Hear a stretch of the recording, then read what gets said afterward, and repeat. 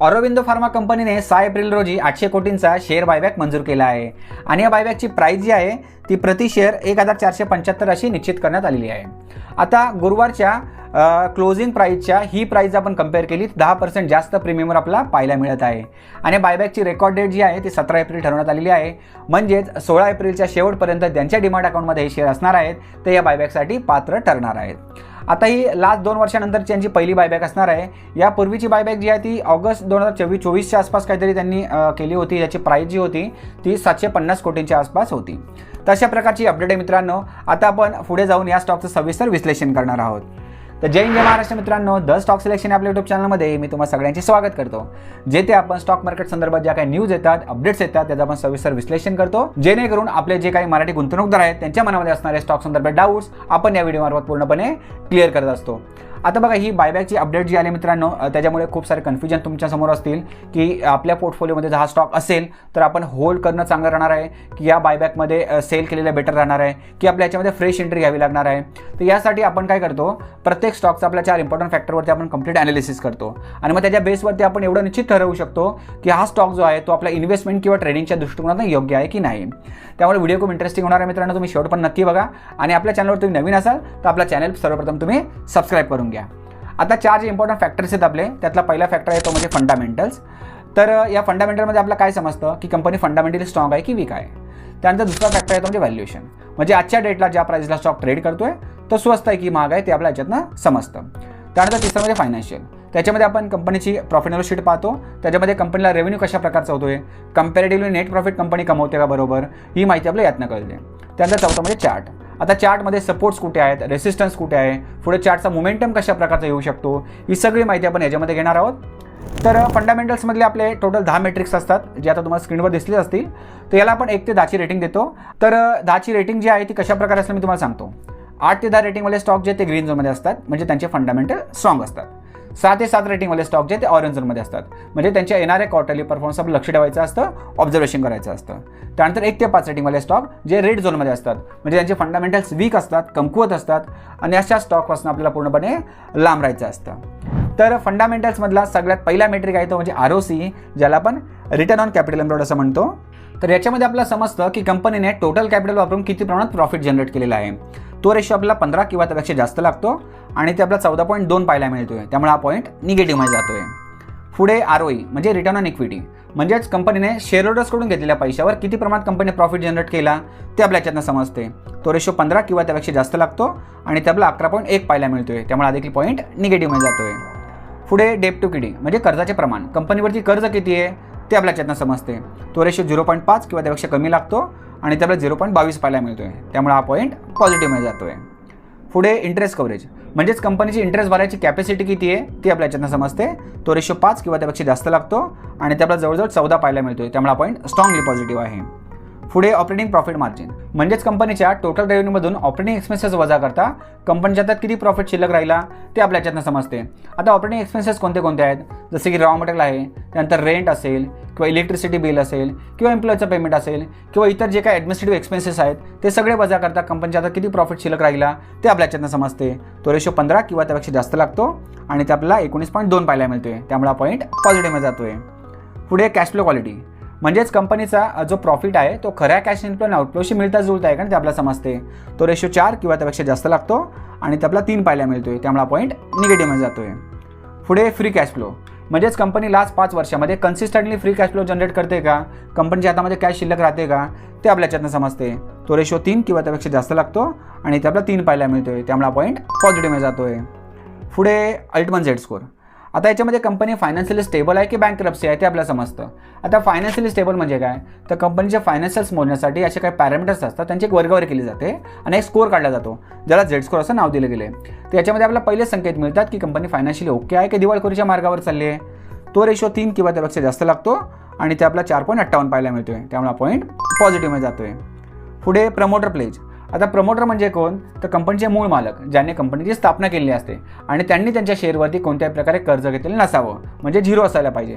आणि ते जर पाहायला गेलं आपण तर टोटल प्रमोटरची होल्डिंग आहे 51.82 आणि त्यातली 9.07% जी होल्डिंग जी आहे ती प्लेज आहे, म्हणजे याच्यावरती त्यांनी कर्ज घेतलेलं आहे, त्यामुळे हा पॉईंट जो आहे तो निगेटिव्हमध्ये जातोय।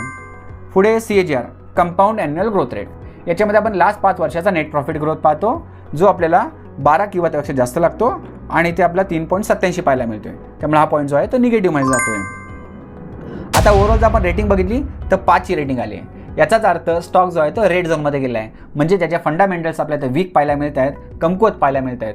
आता हा झाला पहिला फॅक्टर जो आपल्याला वीकमध्ये पाहायला मिळतोय. आता सेकंड फॅक्टर जो आहे तो व्हॅल्युएशनचा. त्यासाठी आपण व्हॅल्युएशन पाहूया. आता व्हॅल्युएशनमध्ये सगळ्यात पहिले आपण पाहतो ते म्हणजे प्राइस टू अर्निंग रेशो, जो आपला इंडस्ट्री पीच्या आसपास लागतो. इंडस्ट्रीचा पी पाहायला मिळतोय 27.8 आणि स्टॉकचा पी आहे 22. पी तर आपल्याला चांगला पाहायला मिळतोय. इबिटा 8च्या आतमध्ये पाहिजे आणि इबिटा 10.4 आहे. इबिटा थोडासा जास्त पाहायला मिळतोय. पेग रेशो 1.5 किंवा त्यापेक्षा कमी पाहिजे आणि पेग रेशो देखील आपल्याला जास्त पाहायला मिळतोय, 2.78 आहे. पीबी रेशो जो आहे तो 3च्या आतमध्ये पाहिजे आणि ते 2.21 पाहायला मिळते. पीबी रेशो चांगला आहे. ओव्हरऑल जर व्हॅल्युएशन बघितली तर इबिटा आणि पेग थोडासा जास्त पाहायला मिळतोय, त्यामुळे या फॅक्टरला देखील आपण वीकमध्येच कन्सिडर करणार आहोत. दोन्ही फॅक्टर आपल्याला वीकमध्ये पाहायला मिळत आहेत. आता तिसरा फॅक्टर आहे तो म्हणजे फायनान्शियल. त्यासाठी सगळ्यात पहिले आपण profit and loss sheet open करून घेऊया. आता P&Lमध्ये आपण जर बघितलं तर 2014ला त्यांचा सेल्स होता 8,089 करोडच्या आसपास आणि तो वाढून आता 2025मध्ये झालेला आहे 31,724 करोडच्या आसपास. त्यामुळे सेल्समध्ये या 10 ते 11 वर्षामध्ये चांगल्या प्रकारची वाढ झाली आपल्याला पाहायला मिळते. आणि मध्ये जरी आपण 15 पासून जर बघितलं तर तो डेटामध्ये देखील आपल्याला वाढतानाच इयर ऑन इयर पाहायला मिळतोय. त्यामुळे चांगल्या प्रकारे कन्सिस्टंटली सेल्स तरी आपल्याला इथे वाढताना पाहायला मिळतोय. आता आपण नेट प्रॉफिट पाहूया. 2014मध्ये नेट प्रॉफिट होता कंपनीला 1,169 करोडच्या आसपास आणि तो वाढून आता 2025मध्ये झाला आहे 3,484 करोडच्या आसपास. या 10-11 वर्षामध्ये नेट प्रॉफिटमध्ये देखील वाढ झालेली पाहायला मिळते. परंतु जर मध्ये आपण पाहिलं तर थोडेफार अप्स अँड डाऊन पाहायला मिळत आहेत. 15 पासून जर आपण इथे पाहिलं 18पर्यंत तर कन्सिस्टंटली आपला इयर ऑन इयर प्रॉफिटमध्ये वाढ झालेली पाहायला मिळाली. 19मध्ये थोडासा प्रॉफिट डाऊन झाला 2,364 करोडचा. 20मध्ये कोरोना होता त्या टायमाला देखील थोडासा डाऊन झाला 2,844. त्यानंतर 21ला आपल्याला सडनली जवळजवळ डबलने वाढलेला पाहायला मिळते 5,334 करोडच्या आसपास. 22मध्ये थोडासा डाऊन झाला आहे 2,647 करोडच्या आसपास. 23मध्ये पुन्हा डाऊन झाला आहे 1,928 करोडच्या आसपास आणि 24 आणि 25मध्ये आपल्याला हा वाढताना पाहायला मिळतोय. आणि आता लेटेस्ट जो इयर आहे जो चालू आहे त्याच्यामध्ये आपला आत्तापर्यंत तरी 3,485 करोडच्या आसपास प्रॉफिट झालेला पाहायला मिळतोय. तर लास्ट 2 वर्षामध्ये आपला प्रॉफिट पाहायला मिळतोय, परंतु जे आधीच आपण पाहिलं तर कुठे कन्सिस्टन्सी आपल्या नेट प्रॉफिटमध्ये पाहायला मिळत नाही आहे. सेल्स आपल्या इयर ऑन वाढताना पाहायला मिळाला आहे. त्याच्यामुळे या फॅक्टरला आपण ॲव्हरेजमध्ये कन्सिडर करणार आहोत. चांगला देखील बोलू शकत नाही आणि खराब देखील बोलू शकत नाही. ठीक आहे, 2 फॅक्टर आपण बघितले जे वीकमध्ये पाहायला मिळाले.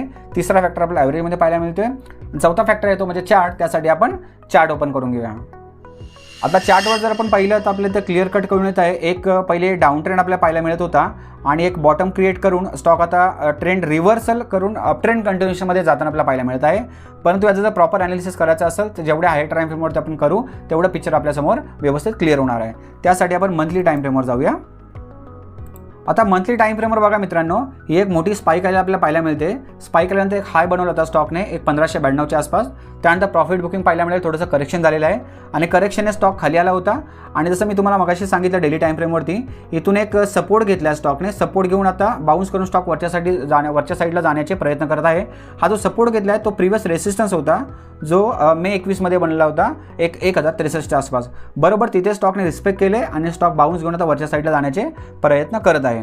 आता वरती आपण याचे रेसिस्टन्स बघायला गेलं तर 2 रेसिस्टन्स मी तुम्हाला स्टडीसाठी देतोय. पहिला रेसिस्टन्स 1519च्या आसपास पाहायला मिळतोय. त्याच्या पुढचा रेसिस्टन्स जो हाय बनवला होता स्टॉकने त्याच्या आसपास एक 1598च्या आसपास पाहायला मिळत आहे. आणि इथून समजा पुन्हा एखादी बॅड न्यूज वगैरे आली किंवा एखादं करेक्शन प्रॉफिट बुकिंग झाली तर सपोर्ट जर बघायचे झाले तर पहिला नियर बाय सपोर्ट जो आहे तो आपल्याला इथे एक 1115च्या आसपास पाहायला मिळतोय. त्यानंतर पुढचा सपोर्ट जो आहे तो 1002च्या आसपास आणि त्यानंतर लास्ट सपोर्ट आपल्याला इथे पाहायला मिळतोय एक 838च्या आसपास. तर अशा प्रकारे सपोर्ट्स आणि रेसिस्टन्स होते मित्रांनो. चार्ट आपला बऱ्यापैकी चांगला पाहायला मिळतोय.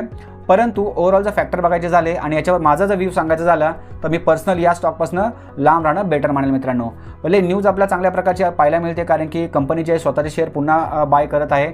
परंतु प्रॅक्टिकली जर आपण बघायचं झालं तर फंडामेंटल्स आपला वीक पाहायला मिळालेत, व्हॅल्युएशन देखील वीक पाहायला मिळाले.